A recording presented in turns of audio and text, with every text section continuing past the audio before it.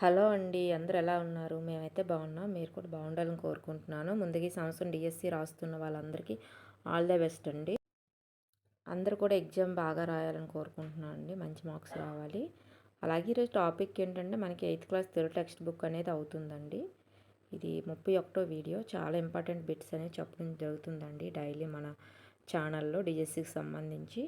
దీనికి ముందు నేను చాలా వీడియోస్ చేశానండి డిఎస్సికి సంబంధించి. అది టెక్స్ట్ బుక్ వైజ్ చేశాను. 3rd class, 4th, 5th, 6th, 7th complete అయిపోయాయండి తెలుగు టెక్స్ట్ బుక్లో. అది లెసన్ వైజ్ చెప్పడం జరిగిందండి. అన్నీ కూడా మన ఛానల్లో వీడియోస్ అనేవి ఉన్నాయి, ఒకసారి చెక్ చేసుకోండి. చాలా ఇంపార్టెంట్ బిట్స్ చెప్తున్నాను. డైలీ వీడియో అనేది పెట్టడం జరుగుతుందండి. ఒకసారి చెక్ చేయండి కొత్త వాళ్ళు అయితే. చాలా ఇంపార్టెంట్ బిట్స్ మనకి ఖచ్చితంగా నోటిఫికేషన్ అనేది ఇవ్వడం జరుగుతుందండి. దానికోసం వెయిట్ చేయొద్దు, మీరు చదువుతూ ఉండండి. మీకు తర్వాత నోటిఫికేషన్ ఇచ్చేటప్పటికి సగం సిలబస్ అనేది అయిపోతుందండి. ఇప్పుడు మనకి ప్రెజెంట్ ఏంటంటే మనకి 8th class Telugu text book అవుతుందండి. లాస్ట్కి వచ్చేసాము. ఒక 2 వీడియోలు, 3 వీడియోలు ఉంటాయి దీనికి సంబంధించి. అసలు చాలా ఎక్కువ వీడియోస్ వచ్చాయండి. ఎందుకంటే కంటెంట్ చాలా ఎక్కువగా ఉంది. అందువల్ల వీడియోస్ చాలా ఎక్కువగా ఉన్నాయి. లెసన్ వైజ్ చెప్తున్నాం కదండి, అందువల్ల వీడియోస్ అనేవి చాలా ఎక్కువగా ఉంటున్నాయి. కొన్ని వీడియోస్ నేను డిస్క్రిప్షన్లో పెడతాను, ఒకసారి చెక్ చేసుకోండి. అలాగే మన ఛానల్లో డిఎస్సికి సంబంధించి ఒక ప్లేలిస్ట్ అనేది ఉందండి. జీడిఎస్ ఛానల్ డిఎస్సి బిట్స్ అని జీడిఎస్ ఛానల్ డిఎస్సి బిట్స్ అనే ఒక ప్లేలిస్ట్ ఉంటుంది. అది ఓపెన్ చేస్తే మనకి డిఎస్సికి సంబంధించి అన్నీ కూడా బిట్స్ అందులో ఉన్నాయండి. ఒకసారి చెక్ చేసుకోండి.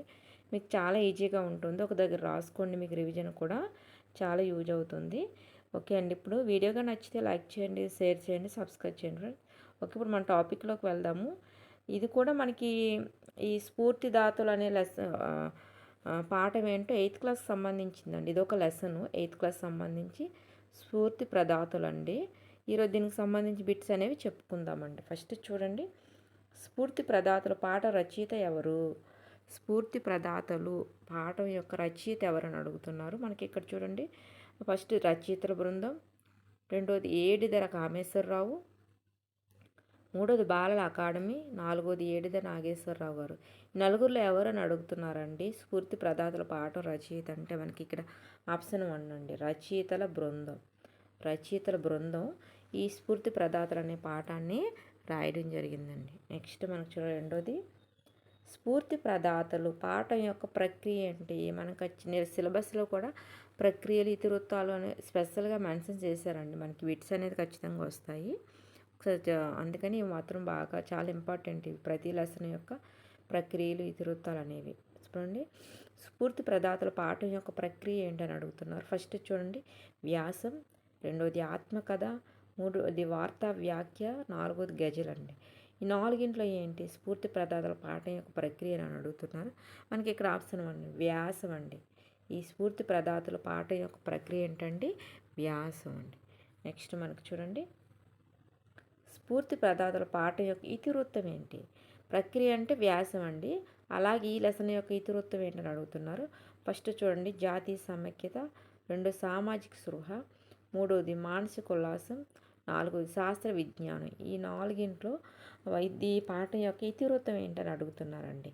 మనకి ఇక్కడ ఆప్షన్ 3 అండి, మానసిక ఉల్లాసం. ప్రక్రియ ఏమో వ్యాసం అండి. స్ఫూర్తి ప్రదాతలకు సంబంధించి ప్రక్రియ ఏమంటే వ్యాసం అండి. ఇతివృత్తం ఏంటంటే మానసిక ఉల్లాసం. అలాగే సంజీవ్ దేవ్ గారి ఆత్మకథ ఏంటి? సంజీవ్ దేవ్ గారి ఆత్మకథ ఏంటని అడుగుతున్నారు. మనకి ఈ నాలుగింట్లో ఫస్ట్ ఆప్షన్ చూడండి, తెగిన జ్ఞాపకాలు, స్మృతి బింబాలు. అలాగే రెండో స్మృతి బింబాలు, పాకుడు రాళ్ళు. మూడు స్వీయ చరిత్ర, స్మృతి బింబాలు. నాలుగోది అనుభవాలు, జ్ఞాపకాలు, స్మృతి బింబాలండి. ఈ నాలుగింట్లో ఏంటని అడుగుతున్నారు. మనకి ఇక్కడ ఆప్షన్ 1 అండి, తెగిన జ్ఞాపకాలు, స్మృతి బింబాలండి. ఇవి రెండు కూడా మనకి సంజీవ్ దేవ్ గారి ఆత్మకథలు. ఇలా మనకి రివర్స్లో కూడా తెగిన జ్ఞాపకాలు, స్మృతి బృందాలు ఏదో ఒకటి ఇచ్చి ఇది ఎవరి యొక్క ఆత్మకథ అని అడుగుతూ ఉంటారండి. మనకి ఇక్కడ సంజీవ్ దేవ్ అని మనం చెప్పడం జరిగింది. నెక్స్ట్ మనకు చూడండి, ఐదోది,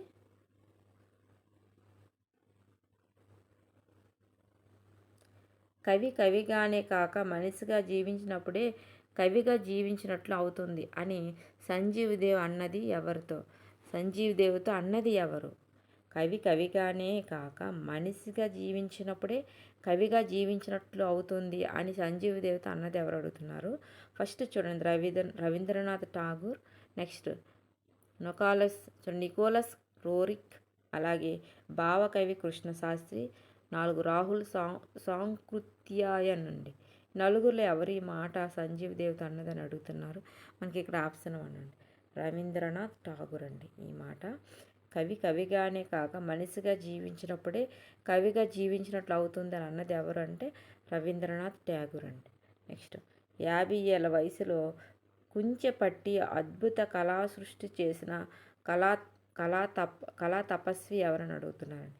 50 ఏళ్ళ వయసులో కుంచెపట్టి అద్భుత కళా సృష్టి చేసిన కళా తపస్వి ఎవరంటే మనకి చూడండి, అసిల్ కుమార్ తహతర్, డాక్టర్ సంజీవ్ దేవ్, 3వది ఎస్వి రామారావు, 4 రాహుల్ సాంస్కృతియాయన్. ఈ నలుగురిలో ఎవరు 50 ఏళ్ళ వయసులో కుంచెపట్టి అద్భుత కళా సృష్టి చేసిన కళా తపస్వి అని అడుగుతున్నారు. మనకి ఇక్కడ ఆప్షన్ 2 అండి, డాక్టర్ సంజీవ్ దేవ్ గారు. డాక్టర్ సంజీవ్ దేవ్ గారు 50 ఏళ్ళ వయసులో కుంచెపట్టి అద్భుత కళా సృష్టి చేసిన కళా తపస్వి. నెక్స్ట్ 7 చూడండి, నీ కళలో అద్భుతమైన సృజనాత్మకత వెలుగులీనుతుంది అని సంజీవ్ దేవ్ని ప్రశ్నించింది ఎవరు. నీ కళలో అద్భుతమైన సృజనాత్మకత వెలుగులీనుతుంది అని సంజీవ్ దేవ్ని ప్రశ్నించింది ఎవరని అడుగుతున్నారు. ప్రశంసించింది అని ఎవరు అడిగారంటే మనకి చూడండి, first Rabindranath Tagore, 2 Nicholas Roerich, 3 Asit Kumar Haldar, 4 Buchibabu. ఈ నలుగురిలో ఎవరంటే మనకి ఇక్కడ ఆప్షన్ 2 అండి, నికోలస్ రోరిక్ అండి. Nicholas Roerich. నీ కళలో అద్భుతమైన సృజనాత్మకత వెలుగులీనుతుంది అని సంజీవ్ దేవ్ని ప్రశంసించింది ఎవరంటే నికోలస్ రోరిక్ అండి. Nicholas Roerich. Next 8, Sanjeev Dev జన్మించిన దుగ్గిరాల గ్రామం గల జిల్లా ఏది. ఈ దుగ్గిరాల గ్రామం ఏ జిల్లాలో ఉంది. సంజీవ్ దేవ్ జన్మించిన దుగ్గిరాలని గ్రామం ఏ జిల్లాలో ఉందని అడుగుతున్నారు. ఫస్ట్ చూడండి, విజయనగరం, 2 పశ్చిమ గోదావరి, 3 గుంటూరు, 4 శ్రీకాకుళం. 4 ఏంటంటే మనకు ఆప్షన్ 3 గుంటూరు అండి. దుగ్గురాలని గ్రామం గుంటూరు జిల్లాలో ఉంది. నెక్స్ట్, ఉత్తర ప్రత్యుత్తరాల ద్వారా తన అనుభవాలను సంజీవ్ దేవ్ వీరితో పంచుకున్నారు. ఇతను ఉత్తర ప్రత్యుత్తరాల ద్వారా తన అనుభవాలను ఎవరితో సంజీవ్ దేవ్ గారు పంచుకున్నారని అడుగుతున్నారు. ఫస్ట్ చూడండి, రామానంద తీర్థ, నెక్స్ట్ జ్ఞానానంద తీర్థ, 3వది ప్రబోధానంద స్వామి, 4 అసిల్ కుమార్. ఈ 4 ఏంటని అడుగుతున్నారు. మనకి ఇక్కడ ఆప్షన్ 3 అండి, ప్రబోధానంద స్వామి అండి. ప్రబోధానంద స్వామి ఉత్తర ప్రత్యుత్తరాల ద్వారా తన అనుభవాలను సంజీవ్ దేవ్ ప్రబోధానంద స్వామి వారితో పంచుకునేవాడు. నెక్స్ట్, తెలుగు సీమ గేయాన్ని రచించింది ఎవరు. తెలుగు సీమ అనే గేయాన్ని ఎవరు రాశారని అడుగుతున్నారు. First Sanjeev Dev, 2 Prabodhananda, 3 Rabindranath Tagore, next Balaramakrishnayya. ఈ నలుగురిలో ఎవరు తెలుగు సీమ గేయాన్ని రచించారని అడుగుతున్నారు. మనకి ఇక్కడ ఆప్షన్ 1 అండి, సంజీవ్ దేవ్ గారు తెలుగు సీమ గేయాన్ని రచించడం జరిగింది. నెక్స్ట్, సంజీవ్ దేవ్ గారి హిమాలయాల గురువు ఎవరు. సంజీవ్ దేవ్ గారి యొక్క హిమాలయాల గురువు ఎవరని అడుగుతున్నారు. ఫస్ట్ రామానంద తీర్థ, 2వది పవిత్రానంద్, 3వది ప్రబోధానంద స్వామి, 4 స్వామి చిన్మయానంద. ఈ 4 ఏంటని అడుగుతున్నారండి. మనకి ఇక్కడ ఆప్షన్ 2 అండి, పవిత్రానంద. సంజీవ్ దేవ్ గారు హిమాలయ గురువు ఎవరంటే పవిత్రానంద్ అండి. నెక్స్ట్, క్రింది వారిలో హల్డర్ క్రియలో సుప్రసిద్ధుడు ఎవరు. హల్డర్ అనే క్రియలో సుప్రసిద్ధుడు ఎవరు క్రింది వారిలో. ఫస్ట్ చూడండి, సంజీవ్ దేవ్, అసిల్ కుమార్ హతర్, 3 నికోలస్ రోరిక్, 4 రవీంద్రనాథ్ ఠాగూర్. ఈ 4 ఎవరని అడుగుతున్నారండి. ఈ హల్డర్ క్రియలో సుప్రసిద్ధులు అని అడుగుతున్నాం. మనకి ఇక్కడ ఆప్షన్ 2 అండి, అసిల్ కుమార్ హతర్. అసిల్ కుమార్ అనే అతను మనకి హల్డర్ క్రియలో సుప్రసిద్ధులు. అసిల్ కుమార్ హతర్. నెక్స్ట్, యానాదులు ఎరుకల కోసం అహర్నిశలు కృషి చేసిన వారు ఎవరు. యానాదులు ఎరుకుల కోసం అహర్నిశలు కృషి చేసిన వారు ఎవరని అడుగుతున్నారు. ఫస్ట్ చూడండి, వెన్నెలకంటి రామయ్య, వెన్నెలకంటి రాఘవయ్య, వెన్నెలకంటి సీతయ్య, వెన్నెలకంటి సోమయ్య. నాలుగింట్లో ఎవరని అడుగుతున్నారు. ఫస్ట్ చూడండి, మనకి ఇక్కడ ఆప్షన్ 2 అండి. వెన్నెలకంటి రాఘవయ్య గారు ఈ యానాదులు ఎరుకుల కోసం అహర్నిశలు కృషి చేసిన వారండి, వెన్నెలకంటి రాఘవయ్య గారు. నెక్స్ట్, మస్తాన బాబు ఏ సైనిక స్కూల్లో చదువుకున్నాడు. మస్తాన బాబు ఏ సైనిక స్కూల్లో చదువుకున్నారు అడుగుతారు. ఫస్ట్ చూడండి, పెదవేగి, 2 జైపూర్, 3 ముస్సోరి, 4 కోరుకొండ. ఈ మస్తాన బాబు ఏ సైనిక స్కూల్లో చదువుకున్నారని అడుగుతున్నారు. మనకి ఇక్కడ ఆప్షన్ 4 అండి, కోరుకొండ సైనిక్ స్కూల్లో మస్తాన బాబు చదువుకోవడం జరిగింది. నెక్స్ట్ 15 చూడండి, 1994 మస్తాన బాబు అధిరోహించిన పర్వతాలు. 1994లో మస్తాన బాబు అధిరోహించిన పర్వతాలు. ఫస్ట్ చూడండి, గంగోత్రి పర్వతాలు, యమునోత్రి పర్వతాలు, కారాకోరం పర్వతాలు, వింధ్య పర్వతాలు. 1994లో మస్తాన బాబు అధిరోహించిన పర్వతాలు అని అడుగుతున్నారు. మనకి ఇక్కడ ఆప్షన్ 2 అండి, యమునోత్రి పర్వతాలు. 1994లో మస్తాన బాబు అధిరోహించిన పర్వతాలు యమునోత్రి పర్వతాలు. నెక్స్ట్, సాహస వీరుడు తల్లి మస్తాన బాబు 2006 జనవరి 19 అంటార్కిటిక్ ఖండంలో అధిరోహించిన పర్వత శిఖరాలు చెప్పండి అని అడుగుతున్నారు. సాహసవీరుడు మల్లి మస్తాన బాబు ఎవరండి?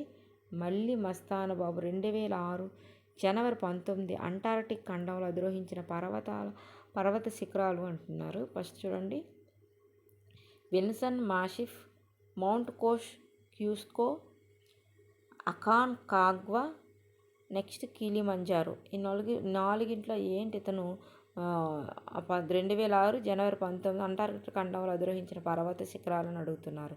మళ్ళీ మస్తాన బాబు గారికి సంబంధించి మనకి ఇక్కడ ఆప్షన్ 1 అండి, విన్సన్ మాషిఫ్ అండి. నెక్స్ట్ 17 చూడండి, మస్తాన బాబు ఏ పర్వతాన్ని అధిరోహించి తిరిగి వస్తుండగా మరణించాడు. మస్తాన బాబు ఏ పర్వతాన్ని అధిరోహించి తిరిగి వస్తుండగా మరణించాడు. ఫస్ట్ చూడండి, కిలిమంజారో, 2 ఎవరెస్ట్, 3 అకాన్ కాగ్వా,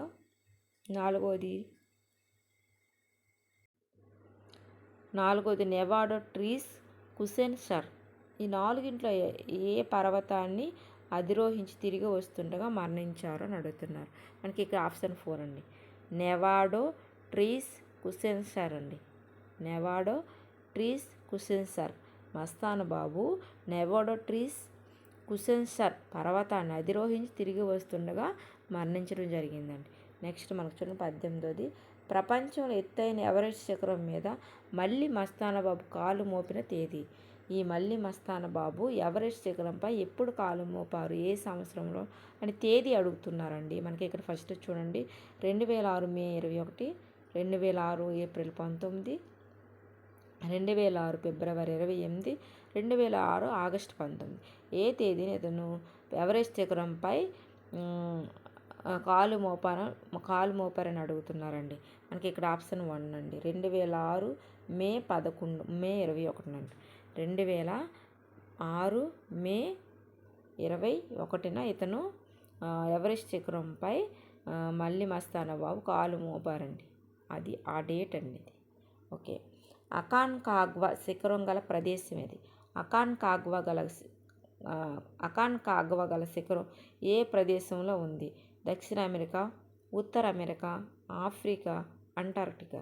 ఎక్కడుంది అకాన్ కాగ్వా అని శిఖరం అనేది ఏ ప్రదేశంలో ఉందని అడుగుతున్నారు. మనకి ఇక్కడ ఆప్షన్ 1 దక్షిణ అమెరికాలో ఉంది. ఎక్కడండి?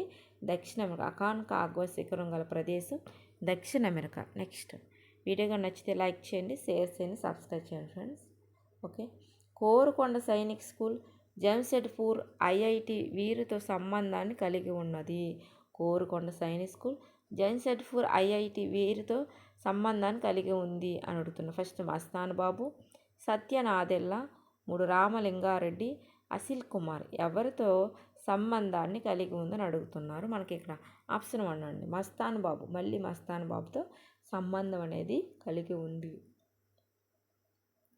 కోరుకొండ సైనికు జన్సెడ్పూర్ ఐఐటి మస్తాన్ బాబుతో సంబంధాన్ని కలిగి ఉంది. నెక్స్ట్ మౌంట్ మొకాన్లీ శిఖరం గల ప్రదేశం. ఈ మౌంట్ మొకాన్లీ శిఖరం ఏ ప్రదేశంలో ఉందని అడుగుతున్నారు. ఫస్ట్ చూడండి, దక్షిణ అమెరికా, రెండవది ఉత్తర అమెరికా, మూడవది ఆఫ్రికా, నాలుగవది అంటార్క్టికా. మౌంట్ మెకాన్లీ అనే శిఖరం ఏ ప్రాంతంలో ఉంది, అది ఏ ప్రదేశంలో ఉందని అడుగుతున్నారు. మనకి ఇక్కడ ఆప్షన్ 2 అండి, ఉత్తర అమెరికాలో ఉంది. ఎక్కడండి? ఉత్తర అమెరికాలో ఉంది మౌంట్ మెకాన్లీ. నెక్స్ట్ సాహసవీరుడు మల్లి మస్తాన్ బాబు జన్మించిన జిల్లా ఏది? ఈ సాహసవీరుడు మల్లి మస్తాన్ బాబు ఏ జిల్లాలో జన్మించారంటున్నారు. ఫస్ట్ చూడండి, నెల్లూరు, 2 కర్నూలు, 3 చిత్తూరు, 4 కడప. ఈ 4 ఏంటని అడుగుతున్నారు. మనకు ఆప్షన్ 1 అండి. ఇతను నెల్లూరు జిల్లాలో జన్మించడం జరిగిందండి. నెల్లూరు జిల్లాలో ఈ మల్లి మస్తాన్ బాబు జన్మించడం జరిగింది. చూడండి 23, నీకు నచ్చిన పని సాధించే వరకు వెనుతిరగవద్దని మస్తాన్ బాబుకి చెప్పింది ఎవరు? నీకు నచ్చిన పని సాధించే వరకు వెనుతిరగవద్దు అని మస్తాన్ బాబుకి చెప్పింది ఎవరు అని అడుగుతున్నారు. మనకి ఇక్కడ తల్లి, 2వది తాత, 3 గురువు, 4 తండ్రి. ఈ మాటలు ఎవరన్నారు అతనితో అడుగుతున్నారు. మనకి ఇక్కడ ఆప్షన్ 4 అండి, తండ్రి. నీకు నచ్చిన పని సాధించే వరకు వెనుతిరగవద్దని మస్తాన్ బాబుకి చెప్పింది ఎవరండి? తండ్రి. నెక్స్ట్ వైఫల్యాన్ని ఎదుర్కోవడం కాదు, వైఫల్యం నుంచి ఏం నేర్చుకున్నామనేది ముఖ్యం అని అన్నది ఎవరు? వైఫల్యాన్ని ఎదుర్కోవడం కాదు, వైఫల్యం నుంచి ఏం నేర్చుకున్నామనేది ముఖ్యమని అన్నది ఎవరు అంటున్నారు. ఫస్ట్ సత్యం నాదెళ్ల, మల్లి మస్తాన్ బాబు, డాక్టర్ సంజీవ్ దేవ్, 4 రవీంద్రనాథ్ ఠాగూర్. ఈ 4 ఎవరన్నారు ఈ మాటలు అంటున్నారు. ఇంకా ఆప్షన్ 1 సత్యం నాదెళ్ల అండి. ఎవరండి? సత్యం నాదెళ్ల. వైఫల్యాన్ని ఎదుర్కోవడం కాదు, వైఫల్యం నుంచి ఏం నేర్చుకున్నాం అనేది ముఖ్యమని అన్నది సత్యం నాదెళ్ల గారండి. నెక్స్ట్ సత్యం నాదెళ్ల ఏ జిల్లాకు చెందినవారు? సత్యం నాదెళ్ల గారు ఏ జిల్లాకు చెందినవారు అడుగుతున్నారు. ఫస్ట్ చూడండి, నెల్లూరు, 2వది చిత్తూరు, 3వది అనంతపురం, 4వది కడప. ఈ 4 జిల్లాలో సత్యం నాదెళ్లకు సంబంధించిన జిల్లా ఏదని అడుగుతున్నాను. మనకి ఇక్కడ ఆప్షన్ 3 అండి, అనంతపురం. ఎక్కడండి? అనంతపురం జిల్లాకు చెందినవారు సత్యం నాదెళ్ల గారు. నెక్స్ట్ మైక్రోసాఫ్ట్ సంస్థను నెలకొల్పినది ఎవరు? మైక్రోసాఫ్ట్ సంస్థను నెలకొల్పినది ఎవరు? ఎలాన్ మస్క్, శాంటి యోగిరో, next Bill Gates, 4 Asit Kumar Haldar. ఈ 4 ఎవరు మైక్రోసాఫ్ట్ సంస్థను నెలకొల్పినది అని అడుగుతున్నారు. మనకి ఇక్కడ ఆప్షన్ 3 అండి, బిల్ గేట్స్ అండి. మైక్రోసాఫ్ట్ సంస్థ నెలకొల్పినది బిల్ గేట్స్ అండి. Next Microsoft cloud operating system రూపొందించింది ఎవరు? మైక్రోసాఫ్ట్లో క్లౌడ్ ఆపరేటింగ్ సిస్టమ్ రూపొందించింది ఎవరు అండి? ఫస్ట్ చూడండి, Bill Gates, Elon Musk, Kushal Nahata, next Satya Nadella. మైక్రోసాఫ్ట్లో క్లౌడ్ ఆపరేటింగ్ సిస్టమ్ రూపొందించింది ఎవరని అడుగుతాడు. మనకి ఇక్కడ ఆప్షన్ 4 అండి, సత్యం నాదెళ్ల గారు మైక్రోసాఫ్ట్లో క్లౌడ్ ఆపరేటింగ్ సిస్టమ్ను రూపొందించడం జరిగింది. సత్యం నాదెళ్ల గారు. నెక్స్ట్ 28, సత్యం నాదెళ్లకు మక్కువైన క్రీడ సత్యం నాదెళ్లకు మక్కువైన క్రీడ ఏది? ఫస్ట్ చూడండి, క్రికెట్, 2వది ఫుట్బాల్, 3 హాకీ, 4వది కబడ్డీ. 4 ఏది సత్యం నాదెళ్లకు మక్కువైన ఇష్టమైన ఆట ఏదని అడుగుతున్నారు. మనకి ఇక్కడ ఆప్షన్ 1 అండి, క్రికెట్ అండి. సత్యం నాదెళ్ల గారికి ఇష్టమైన ఆట ఏంటండి? క్రికెట్.